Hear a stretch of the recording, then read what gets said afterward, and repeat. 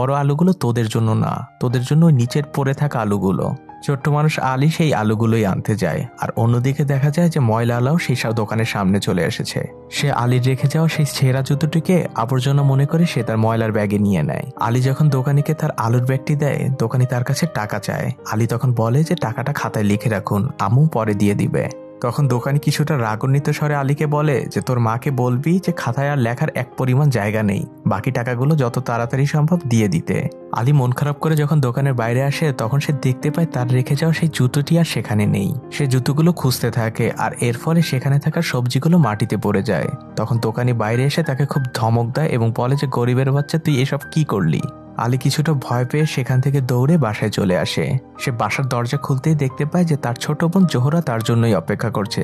আলী ঘরে ঢোকা মাত্রই জোহরা তাকে জিজ্ঞেস করে যে ভাইয়া, তুমি কি আমার জুতোগুলোকে ভালোভাবে সেলাই করে এনেছো?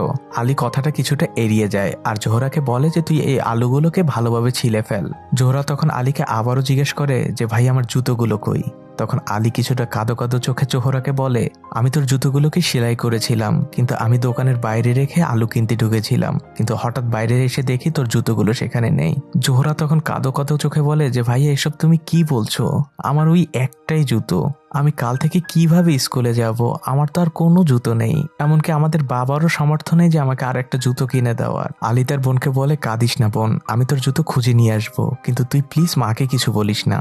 এই বলেই আলী বাসা থেকে বেরিয়ে যায়। যাওয়ার পথে তার বন্ধুরা তার উদ্দেশ্যে বলে যে আলী, অন্য পাড়ার সাথে কিন্তু আমাদের খেলা রয়েছে।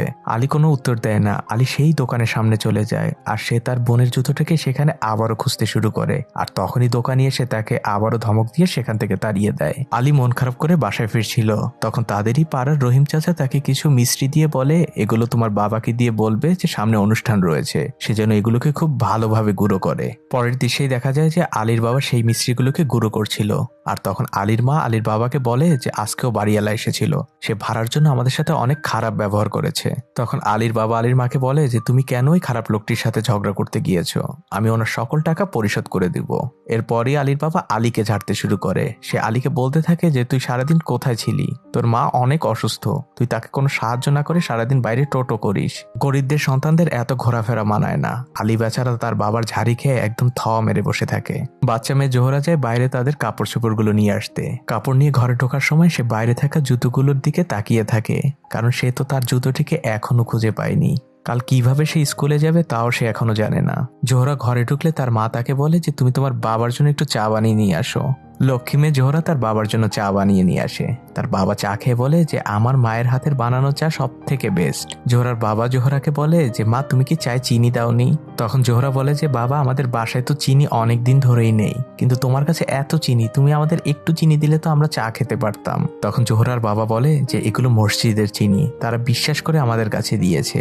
মা জোহরা, আমানতের খেয়ানত কখনো করতে নেই। এই অভাবী বাবা তার মেয়েকে যে শিক্ষাটা দিচ্ছে, তা হয়তো অনেক ধনী পরিবারও আমাদের সেই শিক্ষাটা পৌঁছে দিতে পারছে না। আপনার কি মনে হয় তাও অবশ্যই কমেন্ট করে জানাবেন। যাই হোক, ভাই বোন আলী এবং জোহরা খাতায় লিখে লিখে কথা বলতে থাকে। জোহরা লেখে যে ভাই, আমি কালকে কি পরে স্কুলে যাব। তখন আলী লিখে দেয় যে তুই কাল আমার জুতোটা পরে যাস। তখন জোহরা লেখে যে আমি কিন্তু বাবাকে বলে দেব সবকিছু। তখন আলী উত্তর দেয় যে তুই প্লিজ বাবাকে কিছু বলিস না, কারণ বাবার কাছে কোনো টাকা নেই, দেখিস না ঘর ভাড়াও দিতে পারে না। জোহরা বলে যে তাহলে আমি তোমার জুতো নিয়ে গেলে তুমি কি পরে স্কুলে যাবে? তখন আলী বলে যে তুই স্কুল থেকে আসার পরে আমি সেই জুতো পরে স্কুলে যাব। আর আলী জোহরাকে ঘুষ হিসাবে একটি পেন্সিল দেয়। পরদিন সকালবেলা জোহরা আলীর জুতোগুলোকে পরে, কিন্তু সেই জুতোগুলো তার পায়ে অনেক ঢিলে ঢালা হয়ে যাচ্ছিল। সেই জুতোগুলো পরেই স্কুলে চলে যায়, আর সে অন্যান্য বাচ্চাদের জুতোগুলোর দিকে তাকিয়ে থাকে, কারণ তার জুতোটা ছিল খুবই পুরনো এবং অনেক ছেঁড়া ফাটা। তার নিজের কাছে অনেক লজ্জা লাগছিল। আজ তাদের স্পোর্টস ডে ছিল, সবাই লাফ দিচ্ছিল, আর জোহরা মনে মনে বলছিল উপরওয়ালা ভালো জানে যে কপালে কি আছে। তখনই একটি মেয়ে হঠাৎ করে লাফ দিতে যেয়ে পড়ে যায়। তখন তাদের টিচার তাদেরকে বলে যে তোমরা এর পরের দিন থেকে স্নিকার পরে আসবে, তাহলে তোমাদের লাফ দিতে সুবিধা হবে। আর এটা দেখে জোহরার মন কিছুটা খুশি হয়ে যায়, কারণ তার ভাইয়ের জুতাটা ছিল তো একটি স্নিকার। অন্যদিকে আলী তার বোনের জন্য অপেক্ষা করতে থাকে, কারণ তার স্কুলের টাইম অনেক আগেই হয়ে গিয়েছে। জোহরা স্কুল শেষে দৌড়ে বাসায় চলে আসতে থাকে আর তারা পথের মধ্যেই তাদের জুতোগুলোকে অদল বদল করে নেয়। আলী খুব দ্রুত দৌড়ে স্কুলে ঢোকে, কিন্তু তার শিক্ষক দেখে ফেলে যে আলী অনেক লেটে স্কুলে ঢুকছে। আলী স্কুল শেষে বাসায় ফিরে আসলে জোহরা তাকে জিজ্ঞেস করে, ভাইয়া তুমি কি টাইমলি স্কুলে পৌঁছাতে পেরেছিলে? আলী বলে যে না, কিছুটা দেরি হয়ে গিয়েছিল, তুই এর পর দিন আরো একটু আগে বের হস। তখন জোহরা বলে যে ভাইয়া আমি স্কুল ছুটির সাথে সাথেই চলে এসেছি, 1 সেকেন্ডও দেরি করিনি, এর থেকে আগে বের হওয়া আমার পক্ষে সম্ভব না। আলী বলে যে তুই মাকে কিছু বলিসনি তো আবার? জোহরা বলে যে না ভাই, আমি কিছু বলিনি। জোহরা তাকে বলে যে ভাইয়া জুতোগুলো ছেলেদের আর অনেক ছেঁড়া পাটা আর নোংরা, এই জুতো পরে যেতে আমার স্কুলে অনেক লজ্জা লাগে।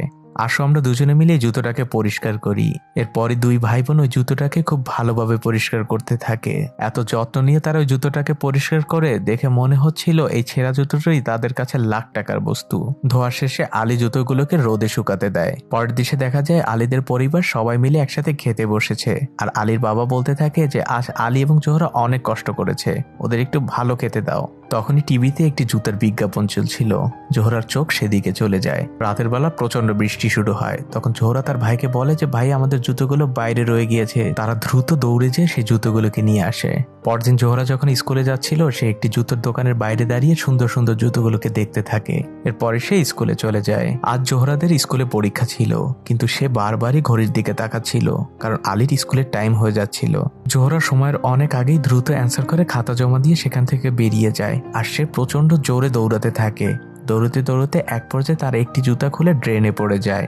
জোহরা পড়ে যাওয়া জুতোটিকে উঠানোর অনেক চেষ্টা করে, কিন্তু সে কোনোভাবেই পারছিল না, তাই সে কান্না করতে থাকে। আর তখনই পাশে থাকা এক ব্যক্তি এসে তাকে সাহায্য করে আর জুতোটিকে উঠিয়ে দেয়। জোহরা মন খারাপ করে তার ভাইয়ের কাছে ফিরে আসে আর সে তার পায়ের জুতোগুলোকে খুলে দেয় আর সে পাশে চুপ করে দাঁড়িয়ে থাকে।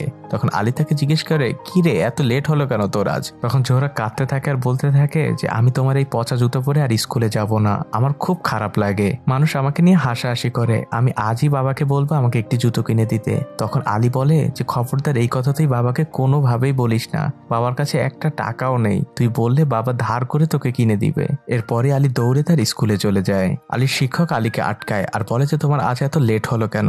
আলী তখন বলে যে আমার বাসা অনেক দূরে তাই লেট হয়েছে। তখন শিক্ষক তাকে বলে যে তোমার পায়ের জুতোগুলো কেন ভেজা? তখন আলী বলে যে স্যার আমি ড্রেনে পড়ে গিয়েছিলাম।